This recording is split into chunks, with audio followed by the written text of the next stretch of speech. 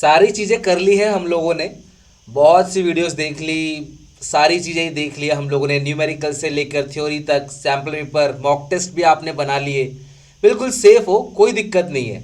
लेकिन मन में एक बार रह जाता है कि यार जो टॉपर्स होते हैं, जो 100 आउट ऑफ 100 लेके आते हैं, वो ऐसा आंसर शीट में करते क्या हैं जिसकी वजह से उनके इतने अच्छे नंबर आते हैं। तो वही मैं आपको दिखाने वाला हूँ क्लास, टॉपर्स की आंसर शीट, लास्ट ईयर की class, last to last year की आंसर शीट कि टॉपर्स लिखते कैसे हैं। 2020 का जो बोर्ड एग्जामिनेशन था उसका जो आंसर शीट है हम उसकी बात करेंगे। जो कैंसिल हुए थे पेपर वो नहीं है, जो पेपर हुआ था ना ये उसका है। तो अब देखो सेक्शन ए की अगर हम बात करें तो सबसे पहले मैक्रो और इंडियन दो था, तो इस बच्चे की आंसर शीट आपको इंटरनेट में मिल जाएगी, मैंने वहीं से लिया हुआ है। तो अगर आप देखोगे यहाँ पे इन्होंने एक एक करके हर एक चीज़ को अच्छे से एक्सप्लेन किया है। राइटिंग बहुत ज़्यादा खराब नहीं है, बहुत ज़्यादा अच्छी नहीं है, लेकिन डिसेंट राइटिंग है, मतलब ये राइटिंग ठीक है। टीचर को समझ आना चाहिए। ऐसा किसी को लगता है कि आंसर से, राइटिंग से आंसर मिल जाते हैं, नंबर मिल जाते हैं, कट जाते हैं, ऐसा कुछ नहीं है। टीचर को आपकी राइटिंग अंडरस्टैंडेबल होनी चाहिए, और अच्छी राइटिंग कौन नहीं चाहता, पढ़ने में अच्छा लगता है, टीचर का समय बचेगा तो वहाँ पे आपकी कटौती नंबर की वो कम करेगा। राइटिंग ऐसी लिखोगे जो कुछ बच्चे तो जानबूझ के ऐसी राइटिंग लिखते हैं टीचर पढ़ ही ना पाए, उनको लगता है टीचर को लगेगा कि बच्चे ने जो लिखा है सही लिखा है, नहीं, फिर वो कट और कर देगा। नीट एंड क्लीन लिखो, हर क्वेश्चन के बाद एक अंडरलाइनिंग करो, हर क्वेश्चन सॉल्व करने के बाद आंसर लिखने के बाद एक अंडरलाइनिंग कर लो। अंडरलाइनिंग कंपलसरी नहीं है बट कर लोगे तो अच्छा है, सीबीएसई गाइड करता है कि अंडरलाइनिंग करो। तो एक एक नंबर के जितने भी क्वेश्चन है वहाँ पे क्लास आप ऑप्शन डालो और ऑप्शन के सामने सीधा ऑप्शन का वो लिख लो, लाइक ऑप्शन नंबर बी है तो बी लिखो और फिर जो भी उसके सामने लिखा हुआ है लाइक 4 5 6 ABCD जो भी लिखा वो लिख दो आप, ठीक है।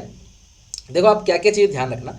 तो इस तरीके से तो एक सेक्शन एक साथ किया है। मैं भी बच्चों को यही रेकमेंड करता हूँ कि क्वेश्चन पेपर की शुरुआत करो तो या तो शुरू से करो या बिल्कुल एंड से, ऑर्डर असेंडिंग डिसेंडिंग रखो ज़्यादा। वैसे तो देखा जाए कोई भी क्वेश्चन कहीं भी अटेम्प्ट कर सकते हो, इनकी क्राइटेरिया ऐसी होती है कॉपी चेकिंग की कि किसी क्वेश्चन पर डबल नंबर नहीं मिलेंगे, कोई क्वेश्चन छूटेगा भी नहीं, क्योंकि वो फ्रंट पेज पर उसकी नंबरिंग में करते हैं, आपने आंसर शीट में देखा भी होगा, राइट। तो आप कहीं, लेकिन जब आप 1 से लेकर एंड तक लिखते हो ना तो एक अलग इमेज बनती है, टीचर को कॉपी चेक करने में बहुत सहूलियत मिलती है, बहुत आसान लगता है। जैसे टीचर मैं कह सकता हूँ कि अगर आराम से लाइन बाई लाइन लिखा है तो टीचर को मजा आता है कॉपी चेक करने में, और टीचर को अच्छा फील कराओगे तो नंबर 100 में 100 आएंगे बिल्कुल, राइट।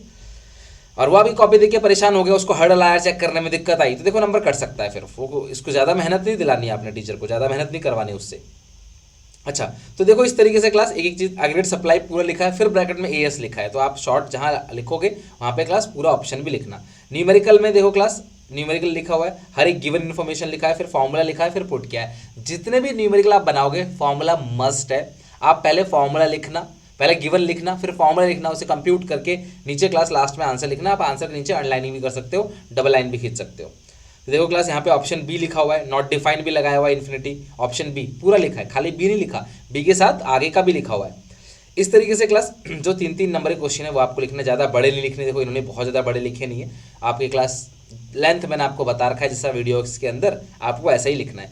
काटा कूटी कहीं हो तो सिर्फ एक लाइन खींच के काटना, यानी कि पूरा ऐसे एकदम एकदम फाड़ के उसे अलग कर दो पॉइंट को, नहीं, एक लाइन खींच देना। गलती हो सकती है, ऐसा कुछ नहीं है, कहीं गलती होगी तो नंबर कट जाएगा। कई बार बच्चे गलती होती है क्वेश्चन पूरा काटते नहीं, जो लाइन, जो सेंटेंस, जो वर्ड गलत हुआ है आप सिर्फ उसको काटो, उसके आगे चलो, ठीक है। और ऐसा कुछ, जितना भी डिफरेंस लिखना कोशिश करना बेसिस लिखो, डिफरेंस के बेसिस के साथ डिफरेंस लिखो। ये जो न्यूमेरिकल है देखो इसमें गिवन इंफॉर्मेशन लिखा हुआ है, देखो गिवन लिखा है MPC 0.8, डेल्टा आई 4000 करोड़, और जो फाइंड आउट करना है ये लिखो चाहे मत लिखो, उससे फर्क नहीं पड़ता, क्वेश्चन मार्क लगा दो सीधा।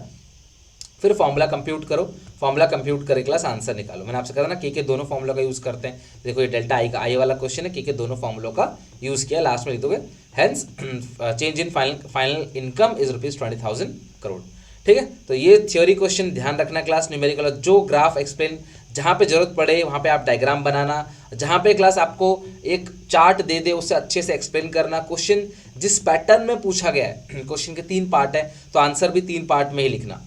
देखो ये रहा, ये अब देखो डायग्राम बनाया है इन्होंने क्लास, फ्री हैंड से बनाया, कोई ऐसा नहीं कि सर्कल बनाने के लिए आप जुगाड़ ढूंढ रहे हो, कैसे गोलाकार कंपास ढूंढ रहे हो, नहीं, ऐसे ही सिंपल बनाना है आपने। मैंने क्या बोला, आपकी कॉपी अंडरस्टैंडेबल होना चाहिए, टीचर को आपकी कॉपी पढ़ के समझ आए। देखो डिफरेंस है, बच्चे ने बेसिस लिखा है तभी टॉपर की शीट है, बेसिस लिखा है। देखो क्लास यहाँ पे थोड़ा स्पेस कम था, छोटे में लिख दिया।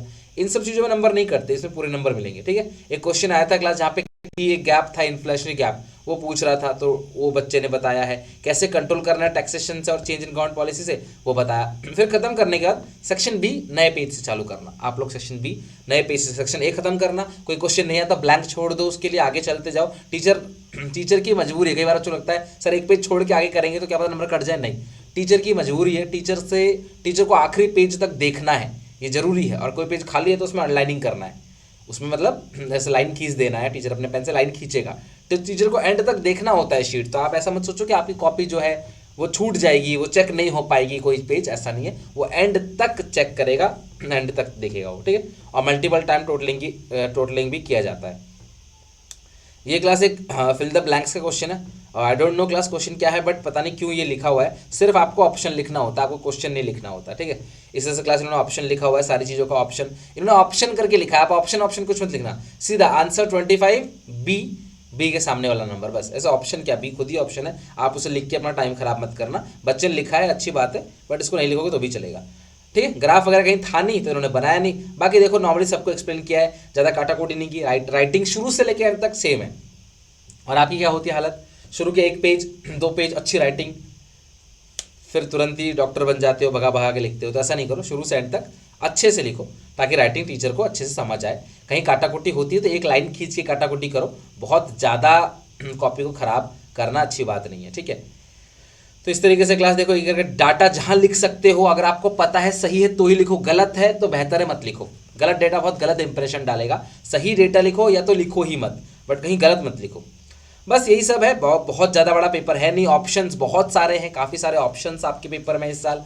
तो आप 15 मिनट का जो रीडिंग स्ट्रैटेजी जो मैं आपको बताऊंगा 15 मिनट पहले कैसे आपको जाना है, टाइम मैनेजमेंट कैसे करना है, वो सब वीडियो देख लेना, उससे अच्छे से कवर हो जाएगा। बस नीट एंड क्लीन रखना, एक एक अच्छे से टाइम का यूटिलाइज करना, कोशिश करना अपने आंसर्स को बहुत बड़ा ना लिखो, बहुत छोटा। 3 नंबर क्वेश्चन है 7-8 लाइन, 4 नंबर क्वेश्चन है 8-10 लाइन, 6 नंबर क्वेश्चन है पूरा पेज या सवा पेज भी ले सकते हो, 1 पेज और अगला पेज आधा भी ले सकते हो आप। डायग्राम जहां जरूरत पड़े अच्छे से बनाओ, नीट एंड क्लीन, सुंदर सुंदर राइटिंग में स्पेस अच्छे से दे देके, हर क्वेश्चन खत्म करने के बाद एक स्पेस, एक लाइन खाली छोड़ो। हर क्वेश्चन खत्म होने के बाद, बड़े क्वेश्चन खत्म होने के बाद एक लाइनिंग करो, नया सेक्शन नए पेज से चालू करो। एक सेक्शन उठाओ तो पूरा उसे खत्म करो, तब दूसरे सेक्शन पे चलो।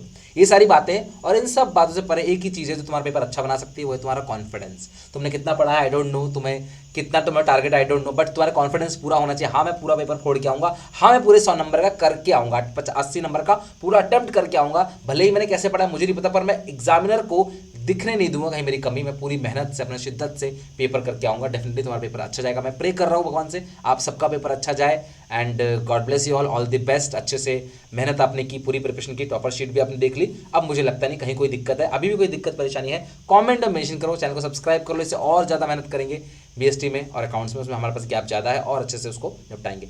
Till then take care, bye bye. Support करो, सब्सक्राइब करो चैनल को और कमेंट करके बताओ कैसा लगा वीडियो।